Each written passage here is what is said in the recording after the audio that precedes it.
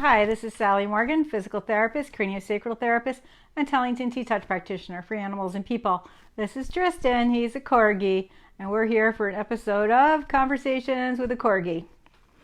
And in recent weeks, something really important has become something I'm concerned about, and I saw more examples of this just recently. And this is kids and dogs. Now, everyone thinks kids and dogs are made for each other, and they can be if the kid is well trained and if the parent's well enough informed to inform the child appropriately. But not all dogs love kids. For instance, dogs don't really like to be hugged, and kids hug dogs all the time. Watch the expression on Tristan's face. Now, this is my dog. He knows me well, but look what happens when I hug him. He's holding his breath. He's actually crying a little bit. Sorry, Biscuit. And I'm nice. I'm not over squeezing him or hugging him in a part where it really hurts. But children do this all the time. That's the number one thing that parents don't scold their children for doing, and dogs don't like it. It's very threatening to a dog to be held like that. Now, it's different, when you're picking them up, and if it's your dog, and if he's near you on the bed, and you just put one arm on his shoulder like this, and you're snuggling, totally different thing. But when you capture him that way, highly threatening. Even the nicest dog could get bitey if that starts to happen all the time, and he can't get away, and you're not listening to him growling, or holding his breath, or his eyes bugging out, or all the things Tristan just did. So what I witnessed recently was a 4-month-old puppy of a small breed and about a 4th or 5th grade kid. And the kid, sadly, has been reinforced by many adults that they are a dog whisperer, that they're good with dogs, that they can train dogs, and all this stuff, which is totally not true. And, I'm in a group of like 30 adults with the kid's mom. I have spoken to the mom and the kid in the past and not been met well. And, I feel bad that I don't speak up when I see these things happening. But on the other hand, it's really hard to get people to listen to you if they're not open to listening. And when they've got 20 other people telling them their kid's a born dog trainer, it's not going to be a good thing in their day when you say that kid is going to get bitten. So this is what the kid was doing to the puppy. Picking him up and carrying him. After all, let's see, a 10-year-old kid, I don't know what they weigh, but when you're picking up a 20-pound dog and you don't weigh that much, it's got to feel unsteady to that dog and very uncomfortable. All of us who've had to carry our dogs know that our dogs don't really like it. So here's this puppy who can't get away, who's pretty good-natured but clearly scared, being carried around by this child. So then the child sits down, and I'm so sorry I have to do this to you, Tristan, and then is, quote, petting the dog. This is what they're doing. Look at my poor dog. Look, he wants to get down because that was so awful and so mean because I didn't even really warn him. And then when they weren't doing that, they were doing the same kind of thing on the stomach, pushing really hard. I mean, the dog's body was cringing.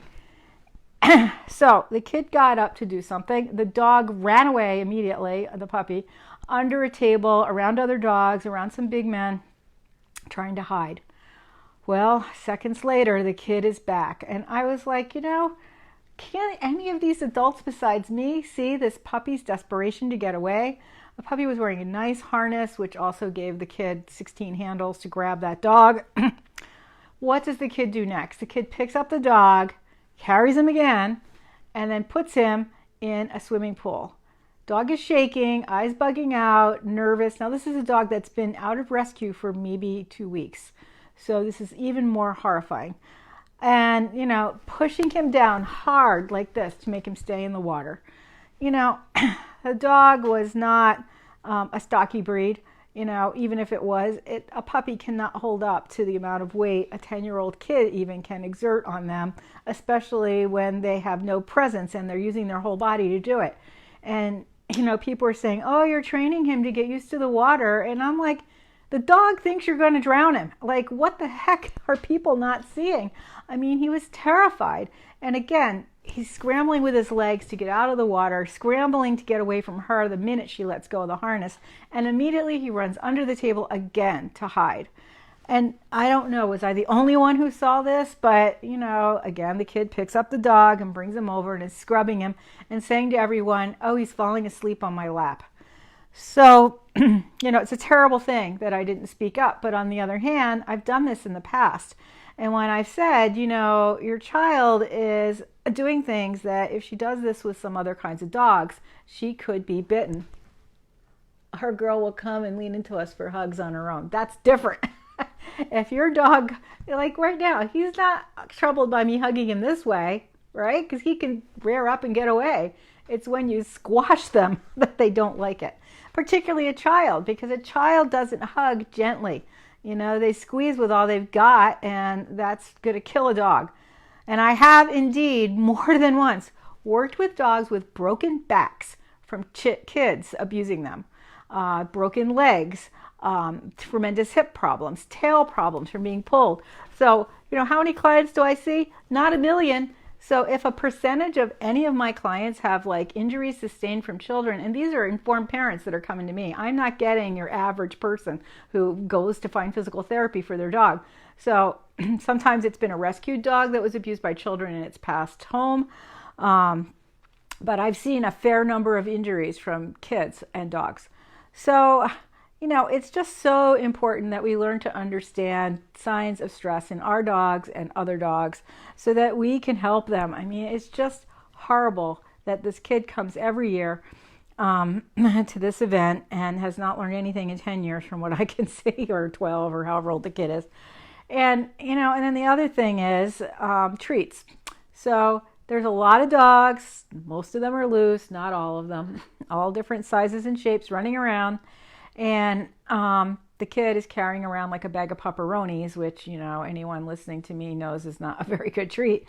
But it's also like Cheetos, once you eat one, you want more and you get very excited about them. And so all these dogs are circling the child trying to get the pepperonis. And she's trying to make the dogs do tricks, the two tricks that she knows. I mean, plenty of the dogs can do lots of things. I've seen them.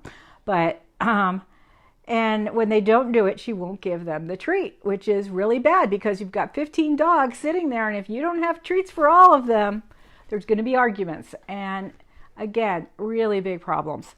And I can't believe that the mother thinks this is okay. And I have said things to the mom in the past, and she doesn't want to hear it. She's like, thanks, and walks away. But it's a terrible thing how kids are with dogs a lot of the time.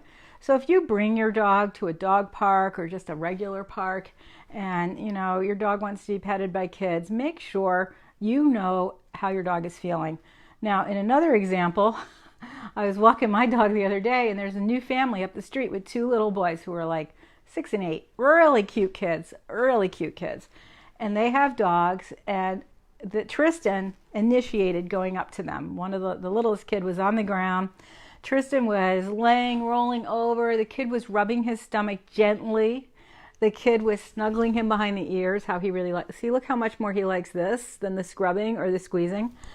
The kid was great. Tristan didn't want to leave. As soon as the kid stopped petting him, he went back over and sat in his lap again and again and again. That's a positive interaction. This dog yesterday, or whenever it was when I was with that other kid, went to great efforts to avoid that child. He did not feel safe. He was hiding under my chair and running up to other adults and running away. And, he can do that. But with these other little boys, he was fine. That little boy could have hugged him. I think he did. He was just holding him gently like this, saying, oh, you're so cute. Fine. That's a whole, yeah, I know. We'll go visit him again. Gavin's a good kid. So that's a whole different story. Your Corgi hates kids. That's so funny because my friend has had Cardis her whole life. And she's used to run a nursery school. And she says one of the things she learned about Cardis, and I haven't had too many other people say this is true, was that they were used to herd children. So it's maybe a love-hate thing, because what her dog did was, stalk, kind of like a border collie, very slowly, and bark occasionally and keep pushing the kids into a corner. So when she had them outside at her nursery school, the Cardi had them in the corner and wouldn't let them move. Now, was the Cardi hurting them, or was the Cardi keeping them away from mauling the Cardi? I mean, the lady had kids and the Cardi was used to them, but yeah, I mean, kids can be really unpredictable. And, my other neighbor has a little boy, and, he's kind of a special needs kid, not always good boundaries and stuff. Tristan has no problem with him either. But it's these other kinds of kids that, really can scare a dog. So it's really incumbent on us to notice when your dog stops breathing, when his eyes bug out, when he puts his ears back, like the look on his face when I squeeze him, what I would say abusively is, subtle. People don't always notice that. But like with the little kid Gavin, he kept going back up to Gavin, getting in Gavin's lap, licking him, wanting to be with him. Clearly, he likes that kid and he's not stressed. I love kids. Yes.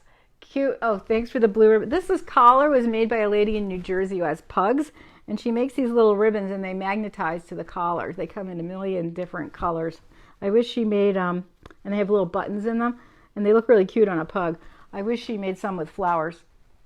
So anyway, kids and dogs, not always a good mix. And try if you can to educate people, because it's not going to stop if we can't educate people.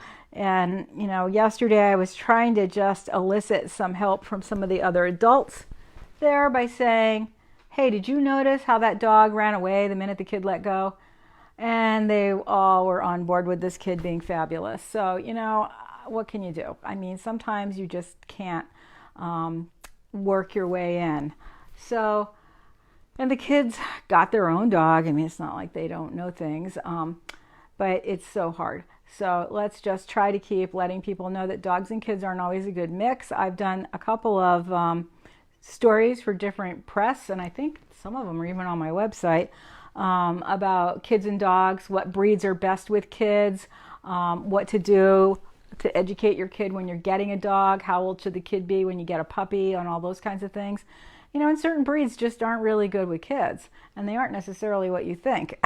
So, the labs, there's lots of labs in this country. Lots of labs are good with kids. Labs are also in the top biting numbers of dogs because people, labs are pretty tolerant, and then they get to a point when they're not tolerant, and then that kid's going to get a nip. So, there's some breeds that are better than others for sure. And they aren't always necessarily the bully breeds that are bad. Small children and Corgis are not a great mix because they're herders and the kids won't move and they nip them trying to herd them, and then the parents get mad at the Corgis, and that's how we get them in rescue. So, chilly and damp in Maine. Oh yeah, you guys still have bits of the hurricane up there. So, try to speak up for dogs as much as you can. Years ago, I kind of took a vow to myself to always speak up for animals. And it has been really difficult. I still have regrets about not talking to this lady who was, talking rudely about a horse she knew when she was 12. The woman's probably 70 now. And I just couldn't, again, find a way in to say, isn't it possible that horse was trying to tell you something? Isn't it possible that horse had tremendous pain in her back? Isn't it possible the saddle wasn't fitting? Isn't it possible that she is not a mean-spirited animal? Like, isn't it possible that she was doing her best and you didn't understand her? I could not do that day. So, I had 16 other people around me agreeing with her that horses are purposely mean and ignorant with people, which is definitely not true, and dogs are the same. And just because that dog was putting up with that child, the 4-month-old puppy, this is a critical learning time in a dog's life. And what is that dog learning? That children could hurt me, that children will not let me go, that children, don't respect my boundaries. So maybe when that dog's 2, that dog will not like children, and the person will be like, I don't understand. And certainly the owner of the dog, guardian, was not at all aware of what was going on, either, that it was bad or that the kid was carrying the dog around. The person was very wrapped up with other things. So anyway, take care when kids and dogs are around. Thanks for joining us today. We're at our educator job for a couple of days starting tomorrow. We will try to be back in a few more days. Wednesday we have dog school. Thursday, I have some clients who are coming out of surgery. We might talk about that.